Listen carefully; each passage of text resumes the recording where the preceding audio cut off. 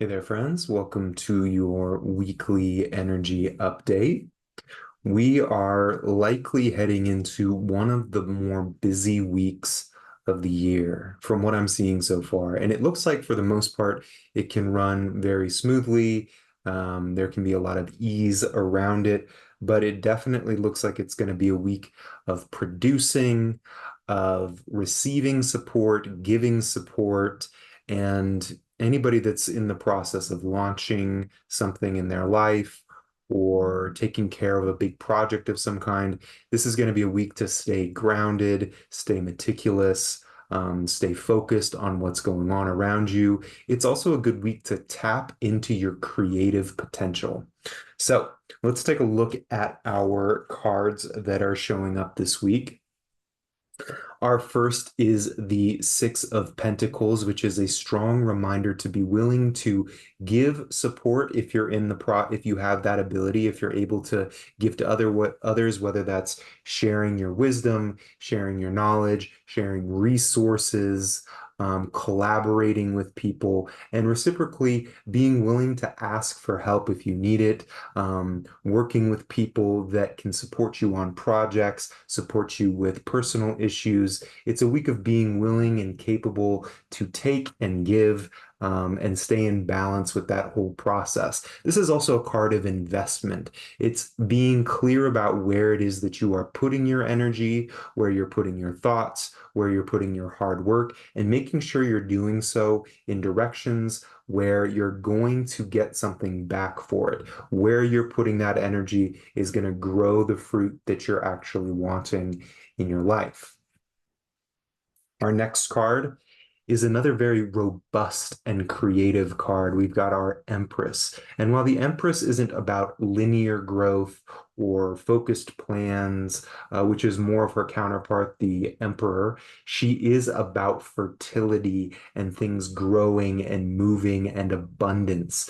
And she has an interesting quality where often she's thought to be pregnant, maybe in the first trimester of pregnancy, which means that there is something that's going to come forward, something that's going to produce, and that takes a lot of energy, a lot of energy. Those of you who have given birth or have been around people that are pregnant, you know that it takes a lot of energy. They will be eating interesting things. There's a different level of energy. Their hormones are moving through many different changes and phases. And so while this isn't necessarily a card about something happening right in this moment, there's a lot of effort and energy that's going into something that's coming, something that's going to show up. She's also, if you look at the card, she's kind of in the summertime months, which on the one side means that there's a lot of energy going out, people spending time out, the sun is up more, there's more activity that can happen during the day. And she's a good reminder to take advantage of this creative energy, but also remember to give yourself some leisure time. Take some time out in nature, spend some time just resting and relaxing, enjoying the beauty of what's around you, because something is also growing and being produced. And if our final card is any indication, this is a time where you're probably putting a lot of work and effort into things. The Ten of Wands is about the big responsibilities. The more power, the more benefits that you're cultivating in your career or in your relationships or in what it is that you're producing, the more responsibilities you're going to have. He has a big, lovely mansion in the background. He's in charge of what it is that he's doing, but you can also see that he's juggling a lot of wands, and it's not necessarily easy. So this could be a time where you're having to buckle down, take care of business, make sure that your responsibilities and obligations are being met with integrity and diligence. And so there's just a lot of energy here that has to do with investing in the right area, preparing for something big, sort of this sense of tending the ground and doing the labor in order to bring something to fruition. And of course, there is that sense of like, yeah, there's big responsibilities here. So this is a good week to start out pacing yourself making sure that you're not overdoing it so that you don't get burnt out by the end of the week. Listening to your inspirations that and listening to where it is that you're going so that that can be the engine that is motivating the work that is in front of you. And then just making sure that you're asking for help when you need it.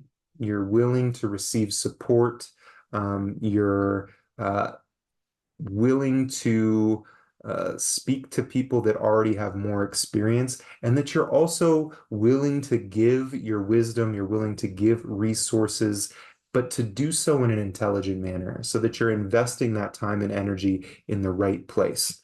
All around, it's probably going to be a pretty full, busy week. I started to sort of sense into the week after that, and I get the sense that there are going to be some big changes that are happening, not this week, but the following week. So do your due diligence this week. Plan it out if that's helpful for you.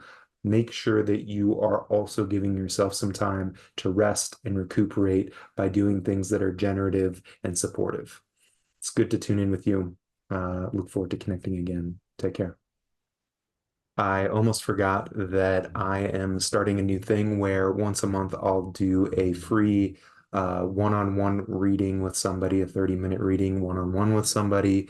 And you can sign up for that down there and I'll pull somebody out of the hat. I'll do that every month. It's just a fun way to keep tuning in with new people and for people that can't necessarily afford at this time, but really want to question, sort of leaving it up to the universe. So if you'd like to, you can sign up for that down there.